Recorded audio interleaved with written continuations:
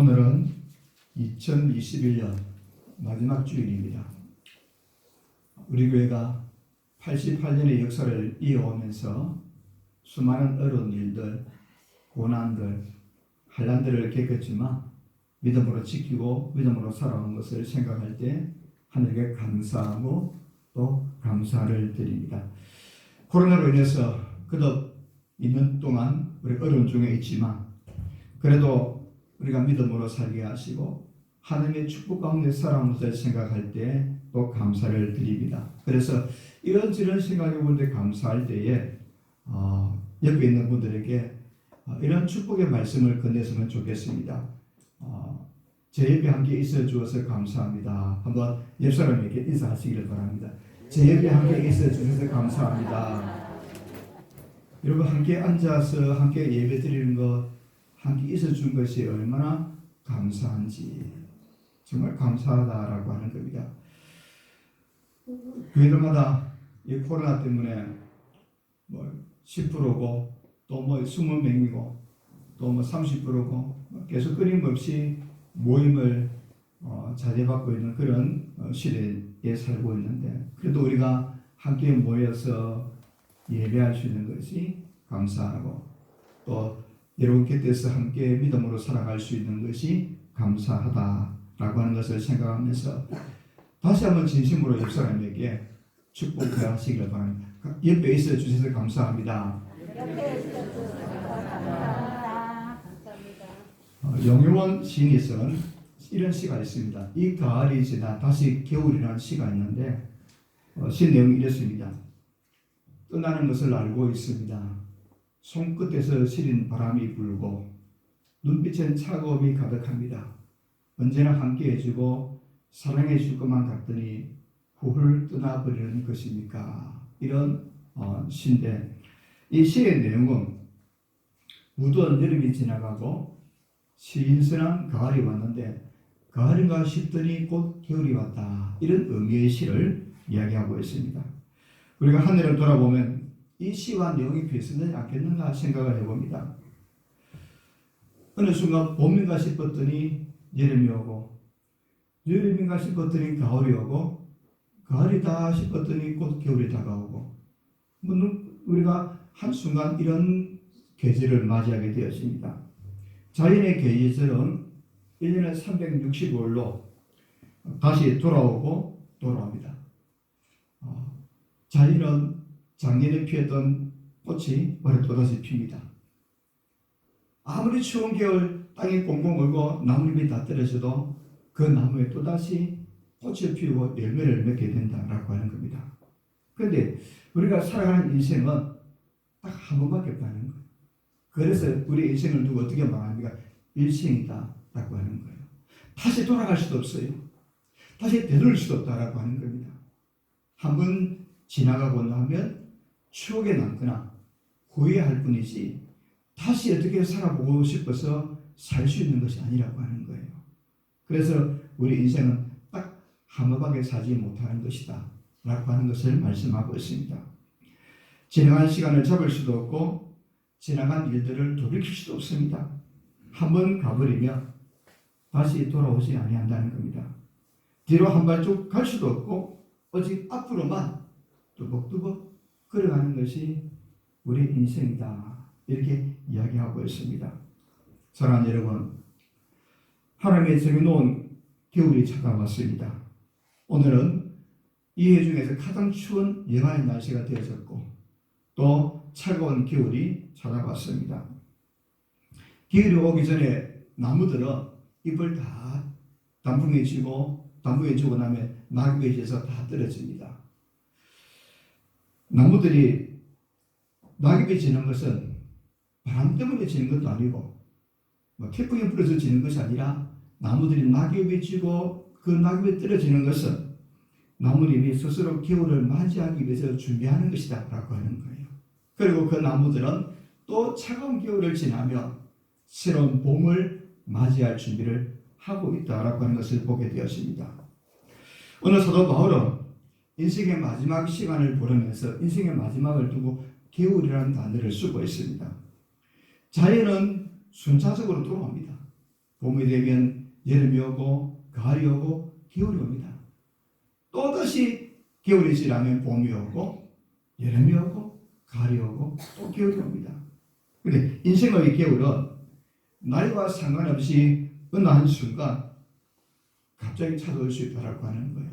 질병으로 사고로 인생의 겨울은 어느 순간 찾아오는 것을 보게 되었습니다. 따라서 우리는 지금까지 삶을 생각해 볼 때 남은 생애가 딱 한 번밖에 없다고 한다면 하나님과 사람 앞에서 더욱더 아름답게 살려고 애쓰는 삶이 되어야 되지 않겠는가.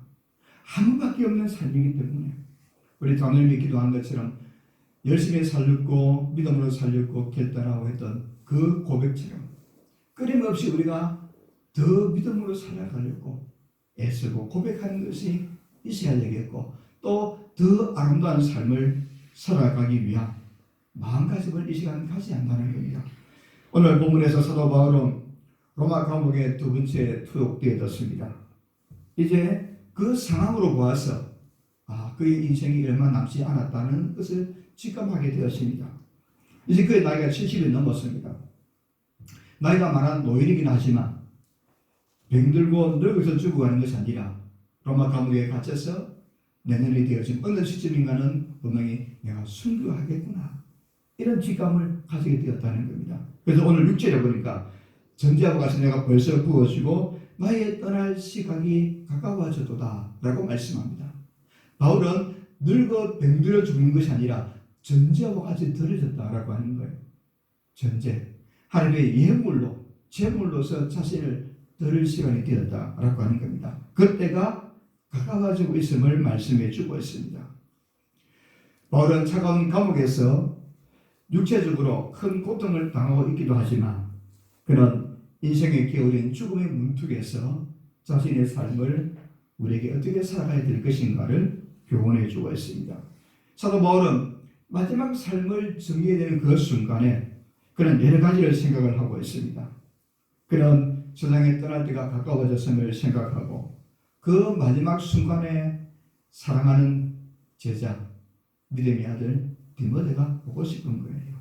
그래서 마지막 디모데가 더 보고 싶어서 오늘 본문에 보니까 너는 속히 내게로 오라. 너는 겨울 전에 내게 오라고 강조하고 있음을 보게 되었습니다. 죽음을 앞둔 바울이 왜 이런 부탁을 하고 있을까? 멀리 떨어져 있는 로마에서 아주 멀리 떨어져 있는 에베소에 있는 제자에게 이 겨울이 가기 전에 얼굴을 좀 보자고 말씀하고 있는 거예요. 아마 바울은 그가 마지막 내년 어느 시점에 되어지면 순교할 것을 예감하고 마지막 시간을 준비하면서 뭔가 인생의 겨울이 닥치기 전에 뭔가 준비하고 싶은 마음이 있다라고 하는 거예요. 우리가 언젠간 우리의 인생의 겨울이 닥쳐올 때가 있다라고 하는 겁니다. 분명히 어느 날인가 어느 시간인가 내가 알지 못하는 순간 우리에게도 차가운 인생의 겨울이 찾아오게 된다라고 하는 것을 가르쳐주고 있습니다. 어쩌면 오늘 밤이 어쩌면 언젠지 모르지만 하나님 우리를 부르실 때가 반드시 온다라고 하는 겁니다. 그런데 이 땅에서는 죽음으로 끝나는 것이 아니라고 하는 겁니다. 죽음 이후에 영원한 삶이 있다라고 하는 겁니다. 이 땅에서 삶은 순간이지만 죽음 이후의 삶은 영원한 삶이다. 이렇게 해주고 있습니다. 그럼 우리가 인생의 겨울이 오기 전에 무엇을 준비해야 하겠는가? 우리는 인생의 겨울이 오기 전에 무엇을 준비하면 살아가야 될 것인가? 오늘 본문을 통해서 세 가지로 생각을 해보려고 합니다. 첫째는 인생의 겨울이 오기 전에 지금까지 살아온 자신의 삶을 돌아볼 수 있어야 한다는 겁니다. 내가 어떻게 살아왔는가? 이 삶을 돌아보는 것이 중요하다고 하는 겁니다. 우리가 2021년을 살아오면서 하나님 어떻게 살아왔는지 이 아침에 이 한 해의 삶을 돌아볼 수 있는 시간이 되어야 한다는 겁니다. 바울은 디모데에게 겨울이 오기 전에 속히 오라고 당부를 합니다. 바울은 언제 죽을는지 알지 못하지만 로마 감옥에 갇혀 있습니다. 어쩌면 이 겨울이 지나기 전에 순교할 수도 있다라고 하는 겁니다. 어떤 이유로 디모데에게 겨울 전에 빨리 오라고 하는지는 알지 못하지만 설교의 내용을 보면 몇 가지로 생각을 해볼 수가 있는데 날이 추우니까 따뜻하게 지내고 싶어서 큰 외투, 두꺼운 외투를 가져가라고 말씀한 것을 볼 때는 추운 겨울을 따뜻하게 보내고 싶은 마음을 담고 있기도 하고, 더 중요한 것은 바울은 이제 죽음을 앞둔 시점에서 자신의 삶을 좀 정리하고 싶은 마음을 우리에게 보여주고 있습니다. 우리가 인생의 겨울이 오기 전에 가장 먼저 해야 될 일이 무엇이겠습니까? 우리가 살아가면서 돈을 버는 것도 중요합니다. 성공하는 것도 중요합니다. 또 잘 되면서 살아가는 것도 중요합니다. 우리가 인생을 살아가면서 가지고 싶은 것, 하고 싶은 것, 얻고 싶은 것, 이루고 싶은 것, 보고 싶은 것들이 많이 있습니다. 그런데 살다 보면 내가 이루고 싶은 것을 만족하게 이루고 살아가는 사람이 별로 많지 않다라고 하는 겁니다. 그런데 대부분의 사람들이 인생의 마지막 겨울을 맞이하면 후회함이 참 많다는 거예요. 아마 저도 그렇고 여러분도 그럴 거예요. 2021년을 돌아보면 하나님 감사한 것도 많고 도리어 좋은 것도 많았고 때로는 후회할 것도 많다라고 하는 거예요. 어쩌면 우리가 만족하게 이루지 못해서 후회할 것이 더 많을 수도 있다라고 하는 겁니다. 그래서 우리가 이 인생의 겨울을 맞이할 때에 후회하지 않는 인생을 살아가려고 늘 애쓰고 기도하고 말씀 붙들고 살아갈 수 있는 그런 저와 여러분들이 다 되어지기를 주님의 이름으로 축복합니다. 스위스의 한 노인이 나이가 80을 이상 살아오면서 자신이 살아온 삶을 시간별로 한번 정리를 해보았는데 26년 동안 80년을 살면서 26년을 잠을 잤다는 거예요. 우리도 잠자는 시간이 참 많죠. 하루간데 이 잠으로 시간을 보내는 것이 참 많다는 것. 어쩌면 인생의 3분의 1 이상은 잠으로 보내지 않는가. 그리고 21년 동안은 노동의 시간을 들였다는 겁니다. 6년이라는 세월을 밥 먹는데 6년을 사용했다는 거예요.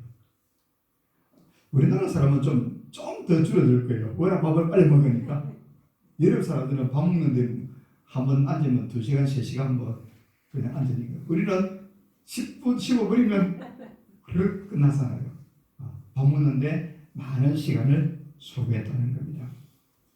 그리고 다른 사람이 약속을 하고 남이 약속을 지키지 않아서 시간을 허비하며 기다리는 것이 오늘이 되더라는 거예요. 뭐 그럴 때도 있죠. 약속했는데 뭐 10분 넘는 거는 괜찮아요. 몇 시간이 늦고 이런 것을 계산해 보니까 오늘이 넘더라는 거예요. 또 5년 동안은 불안해서 어쩔 줄 몰라서 낭비한 시간이 5년이 되더라는 거예요. 그리고 수염을 갖고 세수하는 일에 228일을 그 1년을 보냈다는 거예요. 세수하는 시간이 그리 많이 걸리는지 잘 몰랐어요. 그리고 아이들과 재밌게 노는 시간은 고작 26일밖에 되지 않더라고 하는 거예요. 그리고 넥타이를 매는데 18일이 걸렸고, 그리고 담배불을 붙이는데 12일이 소요되었다라고 이야기합니다. 그런데 중요한 것은 그 마음속에 내가 가진 인생의 80을 살면서 행복하게 느끼다는 시간은 46시간밖에 되지 않더라는 거예요. 80을 살면서 정말 내가 행복하다 이런 시간은 이틀밖에 되지 않더라고요. 3일도 채 되지 않더라고 하는 거예요. 누군가는 인생의 속도를 나이에 비유해서 비례적으로 말씀하는데 10대는 인생의 속도가 10km라고 하는 거예요. 마음은 토끼인데 시간은 거북이 걸음처럼 가더라고 하는 거예요. 여러분 그렇지요? 10대 때는 왜 시간이 안 가는가? 나이가 왜 안 먹는가? 이런 생각을 하잖아요.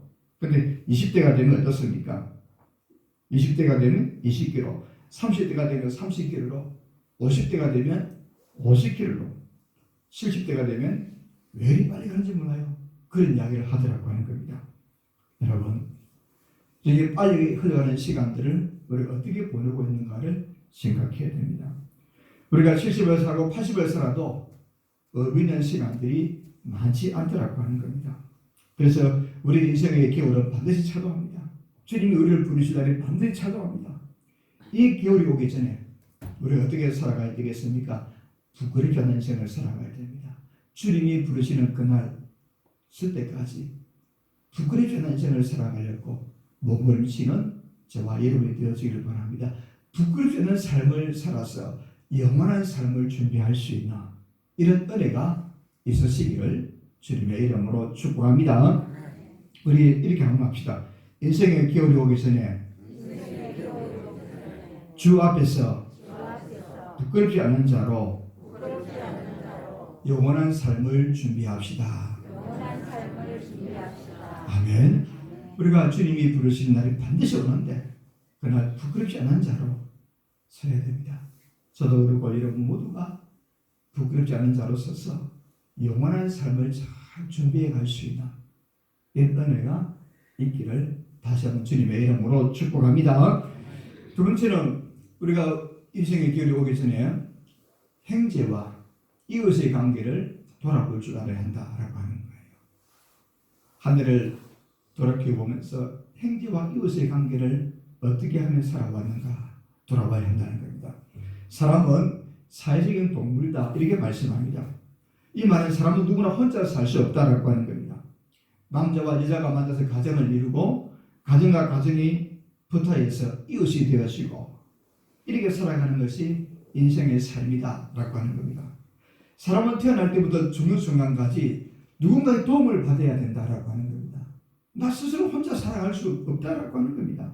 그런데 우리가 어떻습니까? 그런데 불구하고 고슴도치처럼 서로 상처를 주고 상처를 입고 이렇게 살아가는 것이 우리의 삶이라는 것을 생각해 볼 때 정말 우리가 인생을 살아가면서 이웃과 좋은 관계를 가지며 살아가야 한다라고 하는 겁니다. 하나님이 우리에게 가족을 주셨고 이웃을 주신 것은 서로 헐뜯고 미워하라고 주신 것이 아니라고 하는 겁니다. 서로 사랑하고 이해하고 용서하는 가운데 행복한 삶을 살아가라고 이웃을 주셨다라고 하는 거예요. 하나님 아담에게 하와를 주실 때 어떻게 주십니까? 돕는 배필을 주셨다라고 하는 거예요. 돕는 배필은 나의 부족함을 도와주고 또 그 사람이 부족하면 그 부족한 것을 내가 도와주는 것이 돕는 배필이라고 하는 거예요. 그렇기 때문에 다른 사람에게 부족함이 보이면 내가 그 부족함을 채워줘야 되겠다라는 이런 마음을 품는 것이 돕는 배필이고 또 사랑의 관계다라고 하는 겁니다. 그래서 그가 내뱉을 때 성도들이 내뱉을 때 서로 잘 대해줘야 된다는 겁니다. 옆 사람에게 부부가 같이 앉았으면 참 좋겠는데 그냥 옆 사람에게 서로 잘 지냅시다. 한번 인사하시기를 바랍니다. 옆 사람이나 앞 사람에게 정말 우리가 함께 잘 지내고 서로 사랑하며 이해하며 행복하게 지내야 된다는 거예요. 얼마나 중요한지 모릅니다. 부족하지만 그 사람이 내뱉을 때 많이 사랑을 베풀어 줘야 됩니다. 나에게 싸울 대상이 있고 소리칠 대상이 있다라고 하는 것은 어쩌면 행복한 일에 대한 사치일 수도 있습니다. 우리는 생각해보면 사랑할 시간들이 그렇게 많지 않다라는 사실을 아마 많이 깨달았을 거예요. 저도 그렇고 여러분도 그렇고 우리가 살아가면서 사랑할 시간들이 많지 않구나. 그런데 어느 순간 내가 사랑하고 싶은 사람들이 떠나가기도 하고 또 헤어지기도 하고 이런 것을 생각해 볼 때 더 많이 사랑하고 더 많이 이해해주고 더 많이 베풀어줘야 한다는 거예요. 오늘 본문을 보면 아주 외롭고 처량한 노사도 나이 많은 사도 바울의 모습을 보게 되었습니다. 그런 인생의 마지막 순간에 많은 사람의 얼굴을 떠올리는 오늘 본문에 보니까 많은 사람이 이름들을 거론하고 있습니다. 많은 사람들이 바울의 머릿속에 기억에 남는 겁니다. 그 가운데 누가 제일 먼저 생각납니까? 데마가 생각이 나는 거예요. 원래 데마라는 사람은 바울의 제자였습니다. 바울과 열심히 따라다니면서 바울과 동료했던 사람입니다. 근데 사도 바울의 나이가 많고 감옥에 갇히자 이 데마는 세상을 사랑해서 바울을 떠나갔다라고 하는 거예요. 바울 마음이 얼마나 아프겠어요. 그가 세상을 사랑해서 바울을 떠나서 사역의 길을 버렸다라고 하는 거예요. 그 다음으로 디도가 생각이 납니다. 본문에 디도가 갔다라고 하는 겁니다. 디도는 바울이 병들고 나이 많고 감옥에 갇히니까 디도는 생각하기를 막 가슴이 뜨거운 거예요. 내가 주의 일을 해야 되는데 이렇게 감옥에 갇히는 바울을 돌볼 수 없다는 생각을 가지고 사회길로 떠나갔다는 거예요. 자기 할 일을 해서 떠나갔다고 말씀하고 있습니다.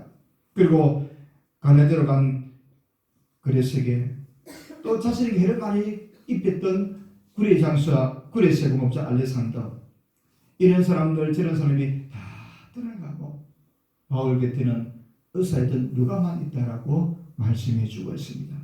오늘 이 본문을 보면 나이 많고 병들고 감옥에 갇히는 처량한 노인을 보게 되는 거예요. 알던 사람들이 하나씩 둘씩 떠나갑니다. 이래서 가고 저래서 갑니다. 다 떠나갑니다. 고독하고 삶이 그리운 거예요. 이것이 바로 인생의 기울이라는 겁니다. 그리운 사람들, 보고 싶은 사람 다 떠나가더라는 거예요. 바울은 사랑하는 아들, 믿음의 아들 디모데에게 겨울 전에 속히 오라고 말씀하는 겁니다. 바울은 지금 죽기 전에, 그가 순교하기 전에 보고 싶은 얼굴을 한 번 더 보고 싶다는 거예요. 그래서 디모데를 부르고 있습니다. 그런데 그 당시 지중해 바다는 겨울이 되면 파도가 너무 심해서 배가 잘 움직이지 못하는, 배의 운항이 잘 안 되는 겁니다. 만약 겨울 전에 오지 못하면 겨울을 지나고 그 다음 봄에 와야 되는 거예요. 디모데는 이 편지를 받고 그 이후에 대해서 어떤 일을 했는지 알지 못하지만 전해오는 이야기에는 디모데가 그의 겨울 전에 로마로 가지 못했다고 전해져 오고 있습니다. 바울은 생전에 그토록 보고 싶었던 디모데를 보지 못했습니다. 너는 겨울이 오기 전에 속히 오라니 바울의 편지를 보고 바꿔서 디모데는 여러 가지 일을 처리하다 보니까 겨울이 지나고 추운 겨울에 배가 운행하지 못해서 그만 겨울을 놓쳐버리고 말았습니다. 그의 겨울 중단되었던 항해가 중단되어지고 그 이듬해 봄에 바울이 로마로 갔더니 이미 바울은 옥중에서 순교했다는 거예요. 디모데는 스승을 만나지 못했던 그 죄책감, 그 아픈 마음 때문에 바울의 무덤에 가서 울고 또 울었다는 겁니다. 얼마나 마음이 아프겠습니까? 스승이었고 믿음의 스승이었던 바울이 그렇게 보고 싶어서 편지를 보냈는데 이런저런 일들 때문에 만나지 못해서 그 다음에 갔더니 이미 순교했다는 거예요. 디모데는 훗날 그가 주님의 부름을 받고 나서 마지막 유언을 남기면서 그의 무덤을 바울의 무덤 밑에다가 묻어달라고 이야기했다는 겁니다. 그래서 디모데의 무덤은 바울이 묻히는 무덤 아래 있다라고 하는 거예요. 그만큼 디모데는 바울을 사랑했고 바울도 디모데를 사랑했다는 겁니다. 죽어서라도 함께하고 싶었던 디모데의 마음을 보게 되었습니다. 여러분, 세상 모든 일에는 기회가 있습니다. 이 기회가 언제나 있는 것이 아니라고 하는 겁니다. 사랑할 수 있는 것도 때가 있고, 그렇기 때문에 사랑하는 것도 인생의 기회를 오기 전에 많은 사랑을 베풀어야 한다는 겁니다. 또 우리는 그 사랑하는 사람에게 인생의 기회를 오기 전에 찾아가서 우리가 해야 될 일도 있다고 하는 겁니다. 우리는 우리가 사랑하는 이웃들, 친척들, 친구들, 여러 사랑하는 사람들에게 예수 그리스도의 복음을 전하는 일이 그들 인생의 기회를 오기 전에 해야 될 가장 중요한 일이라고 하는 겁니다. 부자와 거지 나사로의 비유를 우리가 너무나 잘 알고 있습니다. 두 사람이 그 비슷한 시기에 죽었습니다. 한 사람은 지옥에서 몸부림을 칩니다. 한 사람은 천국에서 영생의 삶을 살고 있습니다. 여러분, 오늘 우리는 이 인생의 기회를 오기 전에 좀 도와달라고 외치는 이웃의 부르짖음을 들을 수 있어야 한다는 겁니다. 이웃 사람들이 와서 좀 우리에게 복음을 전해달라고 하는 이 외침을 들을 수 있어야 한다는 겁니다.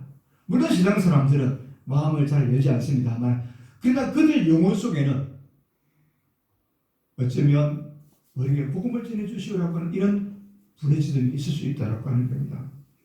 우리가 기회를 오기 전에, 우리가 인생의 기회를 오기 전에 한 번쯤은 찾아가 봐야 될 사랑하는 사람들, 이것이 누구입니까? 한번 생각해 보시길 바랍니다. 이해가 가기 전에 내가 꼭 만나야 될 사람이 누군가?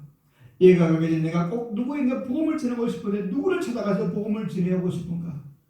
어쩌면 사랑하는 가족일 수도 있고 친구일 수도 있고 이웃일 수도 있고 직장의 동료일 수도 있고 사회 동료자일 수도 있습니다.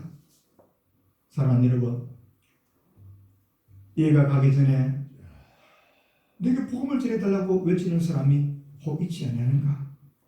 생명의 복음을 전해야 됩니다. 어쩌면 바쁜 시간 때문에 바울이 디모데야, 내가 너를 보고 싶은데 속히 오라고 했음에도 불구하고 차의 뒤를 미루다가 뵙지 못되고 바울이 순교하고 나서 찾아갔을 때 눈물을 흘리는 후회할 때가 우리에게도 올 수 있다라고 하는 거예요. 그러므로 인생의 기회를 오기 전에 내가 누구에게 가서 복음을 전해야 될 것인가? 지금 당장 하지 않으면 안 될 중요한 사람이 누군가? 바로 믿지 않는 영혼에게 생명의 복음을 전하는 일이 우리가 가장 중요한 일이라고 여겨집니다. 또 바울은 특별히 디모데에게 부탁하기를 네가 올 때 마가를 데리고 오라고 말씀합니다. 왜 마가를 데리고 오라 했을까? 이 마가는 마가 다락방의 주인공입니다. 마가는 부잣집 아들로 태어난 것으로 성경에 그를 소개를 합니다. 이 마가는 바울과 1차 전도 여행을 가면서 중간에 포기하고 자기 집으로 돌아갔던 사람이 마가입니다. 이 일 때문에 바울은 마음이 굉장히 상했습니다. 바나바가 바울에게 2차 전도 여행을 갈 때 마가를 데리고 가자 할 때 이 마가 때문에 서로 다투어서 바울과 바나바가 헤어지게 되었습니다.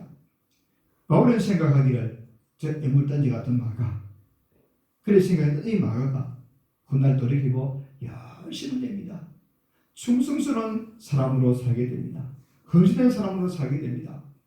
베드로의 제자가 되어서 베드로를 도우면서 복음 사역에 열심을 내는 거예요.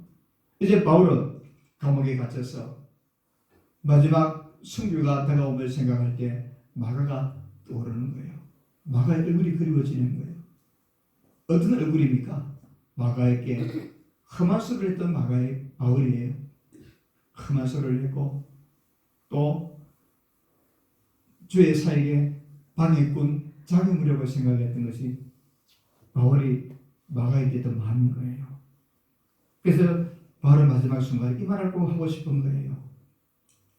용서하고 싶다는 거예요. 한국하고 싶은 마음이 걸리는 거예요. 마가를 생각해 보니까 왜 그때 그런 말을 했을까? 왜 그때 마가를 향해서 그렇게 무엇을 말을 해서 마음의 상처를 두었을까? 또 그것 때문에 왜 바나바가 그를 도와주고 함께했던 그 바나바가 헤어졌을까? 이런저런 생각이 드는 거예요. 그래서 바울은 마가를 데려오라고 말씀하는 겁니다. 그래서 오늘 보면 11절에 보니까 그가 나의 일에 유익하니라고 말씀하고 있습니다. 바울은 인생의 기회를 오기 전에 서로 앙금 있는 것을 풀고 화해하고 싶은 거예요. 한복하고 싶었다라는 겁니다. 용기를 주고 격려해 주기를 원하는 겁니다.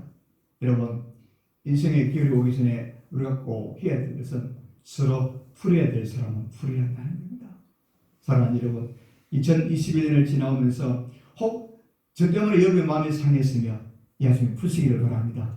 또 저도 여러분 때문에 마음이 상했으면 풀기를 원합니다. 서로 풀어야 됩니다. 서로 응어리를 풀어야 한다는 거예요. 그래야 새해를 기쁨으로 맞이할 수 있는 것 아니겠습니까? 바울은 디모데에게 마가를 들어오라 이 말씀은 풀자는 거예요. 화목하고 싶다는 거예요. 응어리를 풀고 싶은 거예요. 우리가 살아오며 남을 비판하고 원망하고 다른 사람에게 흥분을 돌립니다. 좀 더 서로 이해하고 용서하는 마음을 품고 살아가야 된다는 겁니다. 인생의 기회를 오기 전에 지금까지 마음에 깊이 쌓였던 응어리를 풀어야 됩니다. 마음속에 깊이 담겨있던 응어리를 풀 수 있어야 한다는 겁니다. 하늘을 살아오면서 마음의 응어리를 풀지 못하고 관계가 무너진 것 있으면 다 풀어야 한다는 겁니다. 사랑하는 여러분, 우리가 인생의 기회를 오기 전에 섭섭했던 땅의 감정을 다 풀어버려야 하늘이 열린 은혜가 있다라고 하는 겁니다. 우리 같이 합시다. 인생의 기회를 오기 전에 땅의 감정을 다 풀어버리고 하늘 문을 여는 은혜가 있게 해 주옵소서. 땅의 것을 다 풀어야 하늘의 것이 풀린다. 예수님이 그렇게 말씀하셨습니다. 자, 이렇게 한번 서로 인사합시다. 다 풀어버립시다. 아멘. 다 풀어버려야 됩니다. 우리 사람 다 풀어버려야 됩니다. 섭섭한 감정, 엉어리진 것 풀어야 되는 것. 그것이 인생의 기호를 맞이하는 성도의 바람직한 자세라는 거예요. 언젠가 우리가 주님 앞에 서야 될 텐데 그 엉어리 어떤 목사님이 이런 이야기를 하더라고요. 어떤 분이 마지막 임종 직전에 절대 용서하지 못한다 하고 마지막 그 말이 유언이라는 거예요. 야, 유언 치고 참 비참하잖아요. 얼마나 의원에 대해서 풀지 못했으며 야, 저 사람을 용서하지 못한다. 죽어서도 눈을 감아서 용서 못한다. 얼마나 주님 앞에 가면 그 말이 후회가 되겠습니까? 다 풀어버려야 됩니다. 풀어버려야만 하늘문이 열렸습니다. 하늘문이 열려야 주의 복이 임하게 됩니다. 이런 은혜가 있기를 주님의 이름으로 축복합니다. 마지막 세 번째로 인생의 기회를 오기 전에 주님께 좀 더 가까이 가야 한다라고 하는 겁니다. 인생의 기회를 오기 전에 우리의 믿음이 좀 더 성숙해져야 한다라고 하는 겁니다. 여러분, 지난 한 해보다 2021년은 믿음이 더욱더 성숙해졌습니까? 이 일을 시작할 때보다 지금의 내 믿음이 주님 앞에 더욱더 아름다워졌는가를 생각해 보자는 겁니다. 우리는 지금 다 교회에 나와서 예배를 드립니다.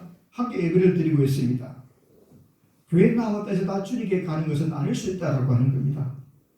우리는 주님께 나아가는 기회가 있습니다. 인생의 기회를 오기 전에 주님께 더 가까이 나가야 한다는 겁니다. 어쩌면 그 기회가 오늘 수도 있고 지금일 수도 있습니다. 성경 얘기가 말합니다. 지금이 은혜 주실 때고 지금이 구원의 날이라고 말씀합니다. 사랑하는 여러분, 우리가 마음을 활짝 열고 주님께 더욱더 가까이 가야 한다는 겁니다. 주님을 더욱더 가까이 섬기고 주님을 우리 마음에 더욱더 품고 살아가야 한다는 겁니다. 주의 말씀을 받아들이고 말씀에 순종하고 그래야 하나님 허락하신 복을 받을 수 있다라고 하는 겁니다. 인생의 기회를 오기 전에 더 주님께 가까이 갈 수 있기를 바랍니다. 인생의 기회를 오기 전에 내 신앙을 돌아볼 수 있어야 됩니다. 인생의 기회를 오기 전에 주님을 잘 믿으시기를 바랍니다. 우리 한번 이 사람이 이렇게 인사합시다. 인생의 기회를 오기 전에 주님을 잘 섬깁시다. 한번 더 따라합시다. 주님을 잘 믿읍시다. 아멘.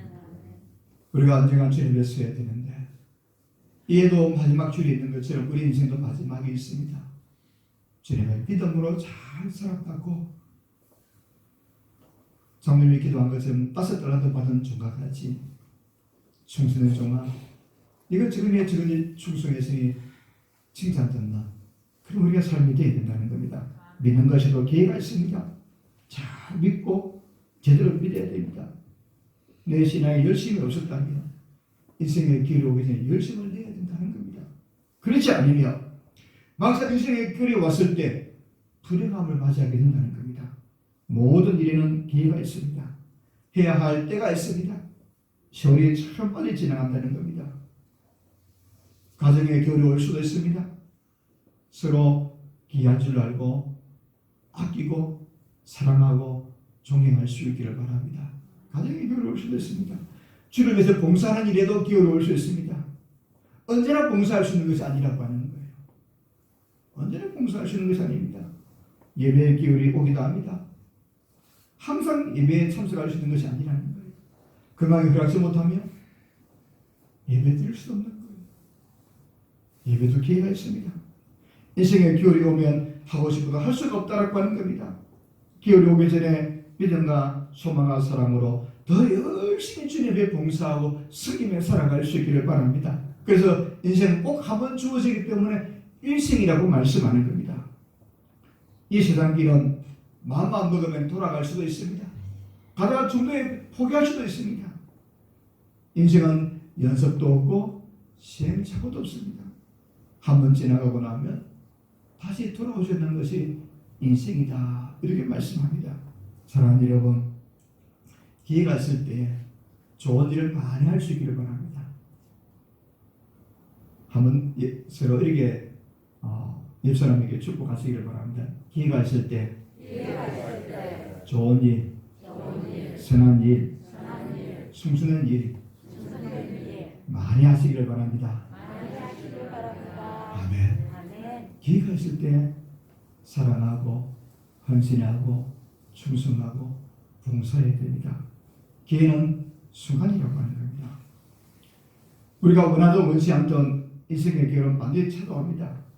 그 기회를 오기 전에 우리는 가장 먼저 자신을 돌아봐야 됩니다.